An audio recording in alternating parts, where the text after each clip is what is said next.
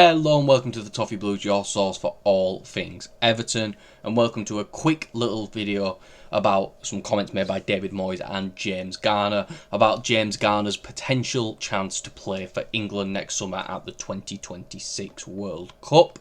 To get into things early on, I think James Garner's been good. Really good goal against Brighton. I think he's been really solid after a shaky game against Leeds. I think he was solid against Brighton. I don't think he was the best, to be honest. I think he was okay. The goal really helped. I think he was really good at getting the ball forward, but did struggle a little bit with Yakuba Minta. But for someone who's naturally a defensive midfielder, that doesn't really surprise me. And I think besides that, was good against Aston Villa. Has been good essentially in every game he's played. I'm not surprised these comments are coming out right before a World Cup, to be honest with you, especially with the holes in defensive midfield for England, I would say. I think it's one of those where I can see why he's saying it, because I think he probably sees now as his best chance to get in if he can keep his form up. If he can, naturally you'd expect him to play better in his natural role. So it's one of those where he's playing good now. Can he go to very good when he moves back into central midfield, and then all of a sudden, we're talking about him being able to get into that England squad. Thomas Tuchel does play the three at the back. I'm 3-4-2-1, 3-4-3 sort of formation. To be completely honest with you, I don't keep up with England friendlies. It just doesn't interest me, or even the World Cup qualifiers. It doesn't really interest me, to be honest, unless there is an Everton call-up, though. Grealish gets a call-up, or Dewsbury Hall gets a call-up, Garner gets a call-up. I'll probably watch then, but when it's just the usuals, it just doesn't really interest me, to be completely honest with you. But I do think he's proven some doubters wrong so far this season. A bit of a Marmite player for us. Some think he's really good, others think he's bang average, others think he's terrible. I don't really think there's a consensus on Garner. I think he's a good player. I think he has his moments where even me myself, I thought he wasn't progressive enough. But I think this season it's proven with even from left back, when we've got a better attack that he can actually progress the ball to, it all of a sudden looks a lot easier for him. I think it's an interesting case. Do I think so? Maybe just because of the versatility he's shown. He's been decent at left back, decent at right back, good in defensive midfield, can play further up as well. Maybe not in a 10, but like an 8. So I could see a call-up as one of the last names on the team sheet, to be honest, in terms of someone who can slot around if we desperately need to in the World Cup. In that defensive midfield role, Declan Rice is above him. I'd still put Adam Wharton above him, to be honest with you. I just feel like he is just going to call up Jordan Henderson no matter what. Do I think that's what should happen?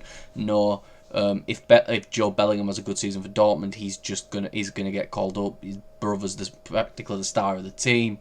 He's playing at a Champions League level, or for a Champions League club anyway. And if he has good performances, he's gonna get called up just because of his surname, isn't he? So I think there's a few obstacles in Garner's way. If there are a few injuries, I don't see why not. But if we get into some comments here, James Garner himself said in an interview that ended up going into the programme for the Aston Villa game that I want to get into that England team. That's my long-term goal. I know it's not going to happen overnight, but I definitely feel like I've got the quality. At the end of the day, I think one of the biggest things for a footballer is confidence. You have that confidence in your ability. I think it makes it a little bit easier to back it up if the skill is there. And if we keep performing like we are, I think, still in the top 6 right now, only a few games into the season. Of course, our biggest test coming up this weekend at Anfield. Has a good game at Anfield, and we squeak. Do I expect us to win? Not really, but good performance, a draw potentially. Touch wood, a miracle win. And he's a top performer again. I don't see why he wouldn't be in consideration for the next squad, maybe. And then of course, if he gets a chance to plays well, and then naturally, it's the best you can do. Do I think he's going to get into it? No. Do I think he could get called up for some friendly games, for some qualifier games? I don't see why not. And again, if he latches onto those opportunities when they're given to him, there's no real reason why he can't do it. Again, if you look at his numbers compared to fullbacks, they're really good. The defensive numbers are through the roof, which is really good to see. 2.6 tackles per 90, 1.3 interceptions and 1.3 blocks. So, you add all them up, what is that? It's 5.2 defensive actions, and then that's not saying that's not adding the clearances. So 7.5, and so 7.5 defensive actions that I can count here. It's really, really good defensive numbers.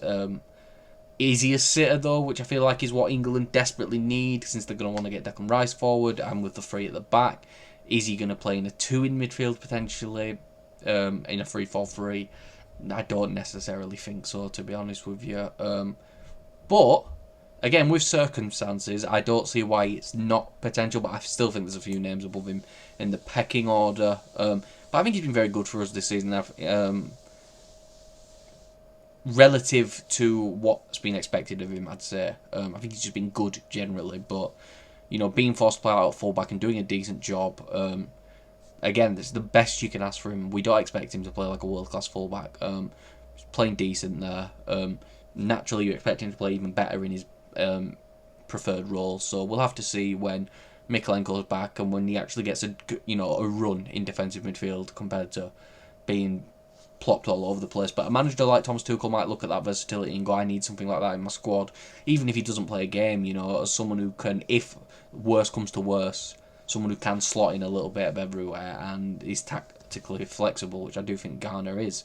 So we'll have to see. David Moyes himself said if I was on the England staff, Jimmy Garner would definitely be in my thoughts.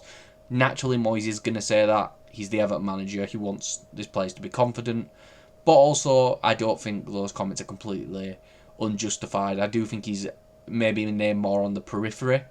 He's definitely not a name in strong consideration, but he's on that periphery of, if the form continues, if injuries happen, again, circumstances, there's no reason why he can't potentially get a call up for at least some, like I mentioned, some friendlies or some qualifier games. But we'll have to see.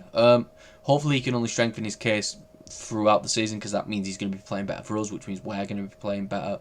But I think Garner's had a good season so far, and I expect it to get better when he plays more games in his natural role. But let us know what you think in the comments down below. Do you think James Garner could be in with an outside shot of making the England squad next summer?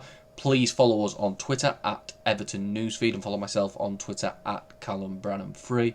Don't forget to like and subscribe to the channel, and I'll see you all for the next video and or live stream that I am on.